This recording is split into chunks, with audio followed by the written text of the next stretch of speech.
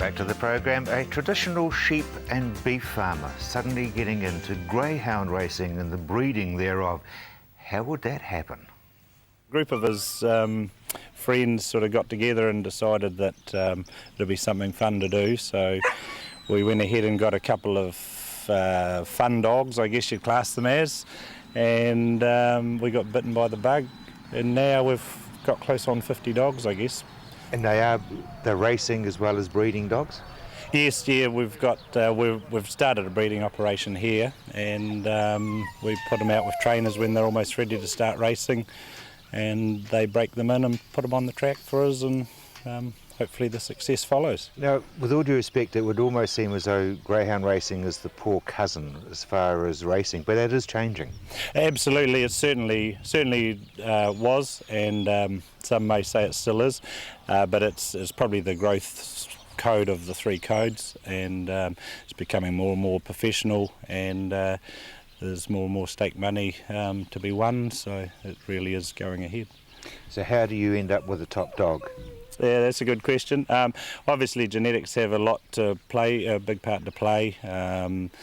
The more superior genetics you breed from, the more chance you've got of getting that really superstar dog, but in saying that, superstars have come out of poorer genetics too, but it does give you a fair head start if you use good genetics. So best genetics in the world, or you'd think they'd be from the UK, but not necessarily? Australia's probably the top of the world now. The industry over there is very large and very professional, and big breeding operations, and I think the fastest dogs in the world are certainly from Australia. Would I be right in suggesting that's where you get your genetics from? Yes, absolutely, yeah. We sourced our stuff from Australia, found out who had the best dam lines in Australia, and got on the phone and bothered them till they sold us something, and we've made some really good friends out of it, and struck up a few partnerships with dogs. Interesting you mentioned dams. That's where you put most of your faith?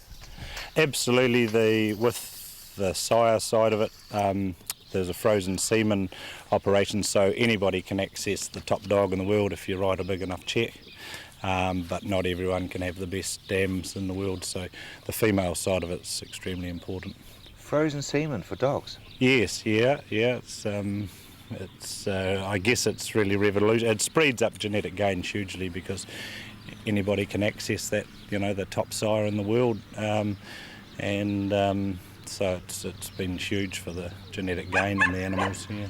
The other thing is with sheep that you know a lot about, it's normally sort of twins, and cattle it's singles, but these things pump out quite a few. Oh, absolutely, yeah. They, I think the industry average is sort of 6.5, 7 pups per litter, but anywhere up to 14's quite common. So yeah. Does that mean that some studs, and I'm referring to you as a stud unit, would have a fairly heavy culling regime, or what happens to the market?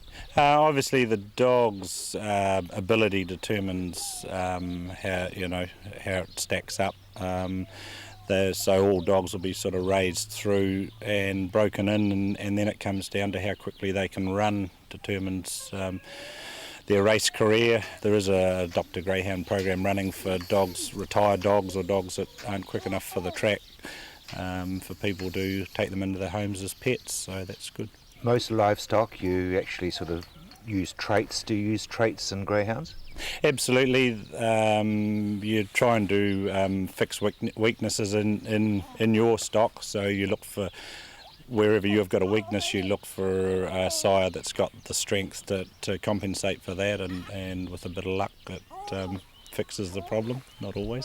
Yeah. Now, feeding them, because if you've got around 50 dogs, you need a sheep farm to feed them. Well, Lisa does the majority of the work, so they do eat a bit of lamb, but also a lot of beef mince that we just source from Hoka Pet Foods.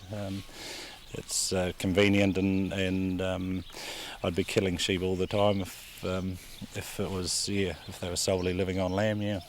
So what about trainers? Because I'm assuming that you're not doing all your training, you're doing a bit of breaking in. Yeah, we don't do any training as such. We just do a bit of pre-training here, raise them and a bit of that breaking in process, and then send them off to different trainers. We've got dogs with probably 8 trainers throughout New Zealand, and it's a bit of a mix and match of dogs have personalities like people, so you sort of try and do a bit of mix and match there, and if you send a bad dog to a trainer, you try to send them a bit better one next time to compensate for it. So It would mean though that if you've got professional trainers, that it is coming of age as a sport.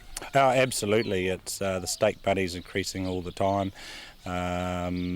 The top trainer in New Zealand last year took in just under $1 million in stake money, with another couple pretty close behind him. So it is a serious sport now. And you and Lisa treat it as a business now? Yes, we do now. It started off, as I say, just that fun thing, but it's gone beyond that.